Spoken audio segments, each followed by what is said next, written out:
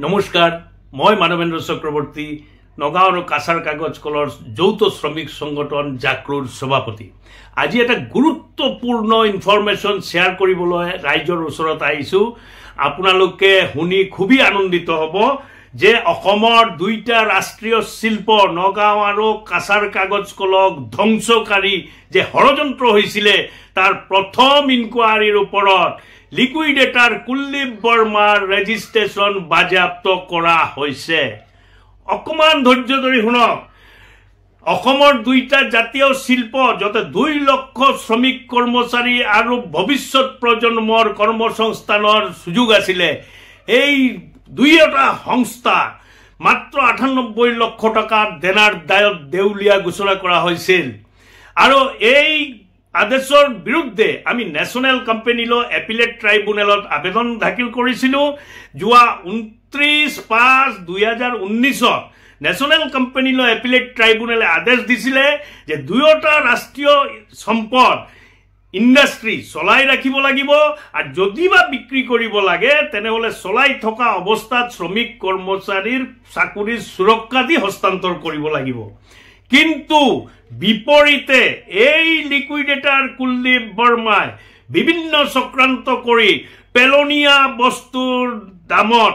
বিভিন্ন মানুহৰ হাতত বিভিন্ন সংস্থাৰ হাতত দুয়োটা ৰাষ্ট্ৰীয় সম্পদ গটাই দিছিল আমি দীৰ্ঘ দিন ধৰি ইয়াৰ বিৰুদ্ধত প্ৰতিবাদ কৰি গৈছিলো আমি ইনকুৱাৰী দাবী কৰিছিলো আৰু বহুত ইনকুৱাৰীৰ পাছত IBBI Indian bankruptcy board of India তদন্ত কৰি পাইছে যে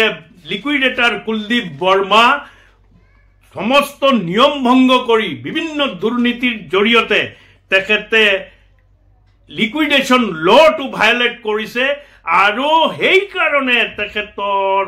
লিকুইডেটাৰৰ যে ৰেজিষ্ট্ৰেশ্যন 2 বছৰৰ কাৰণে বাজেয়াপ্ত কৰিছে অকল নগাঁও আৰু কাছাৰ কাগজ কল নহয় তাৰ লগত আৰু 7টা ইন্ডাস্ট্ৰি তেখেতে লিকুইডেটাৰ আছিল গুটেইটো প্ৰসেছত তেখেতক দোষী সাব্যস্ত কৰা হৈছে অন্যায়ৰ বিচাৰ হয় ৰাইজ এতিয়া আকো প্ৰমাণ হল আপোনালোকে এতিয়া চাই আছে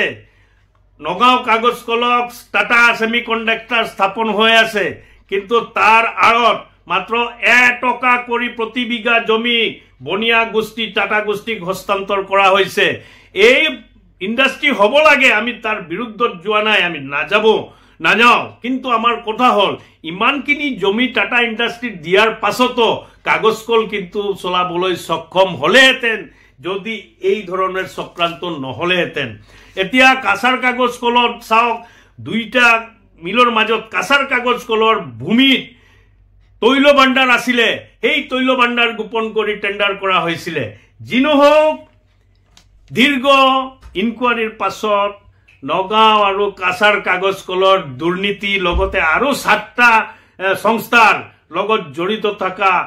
কুলদীপ বৰ্মাৰ বিৰুদ্ধে শাস্তিমূলক ব্যৱস্থা লৈছে IBBI অৰ্ডাৰ নম্বৰ হল IBBI/DC/282/2525 ডেটেড 7 এপ্ৰিল 2025 এতিয়া আমি ক'ব বিচাৰিছো অকল খালি ৰেজিষ্ট্ৰেশ্যন কেনসেল কৰিলে নহব ইমান দুৰ্নীতিৰ পাছত registration cancel is not a solution তেখেতৰ বিৰুদ্ধত আৰু তেখেতৰ লগে জুনে জড়িত আছিল এই হা সম্পত্তি বিক্ৰীৰ মাজত গোটেই মানুহৰ বিৰুদ্ধত CBI তদন্ত নিৰপেক্ষভাৱে আদালতৰ জাজৰ অন্তৰ্ভুক্তি কৰি নিৰপেক্ষভাৱে তদন্ত হ'ব লাগে গুটেই হা সম্পদ হিয়তৰ আৰু তেখেতৰ লগত জুনে জড়িত আছিল সকলোৰ হা সম্পদ বাজেয়াপ্ত কৰিব লাগে আৰু ৰাষ্ট্ৰীয় সম্পদ ধ্বংস কৰাৰ কাৰণে তেখেতৰ বিৰুদ্ধত আৰু কঠোৰ শাস্তি হ'ব লাগে এই দাবী আমি উত্থাপন কৰিছো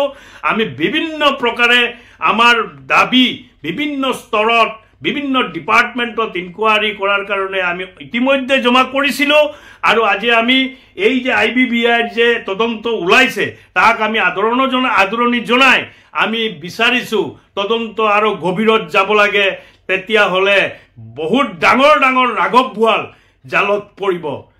আমি বিশ্বাস কৰো ন্যায় যুদ্ধত আমি জয়ী হ'ম। ৰাইজ আপোনালোকে আমাৰ লগত দীৰ্ঘদিন ধৰি সহায় কৰি গৈ আছে। এই তদন্তৰ যে আদেশ আজি আহিছে তাৰ কৃতিত্ব আপোনালোকৰো আছে। আমি বিশ্বাস কৰোঁ আমাৰ আন্দোলনত আমাৰ সংগ্ৰামত আপোনালোকে আমাক সহায় কৰিব, এই আশা ৰাখিলোঁ। বন্দে মাতৰম, জয় অসম, ইনকলাব জিন্দাবাদ।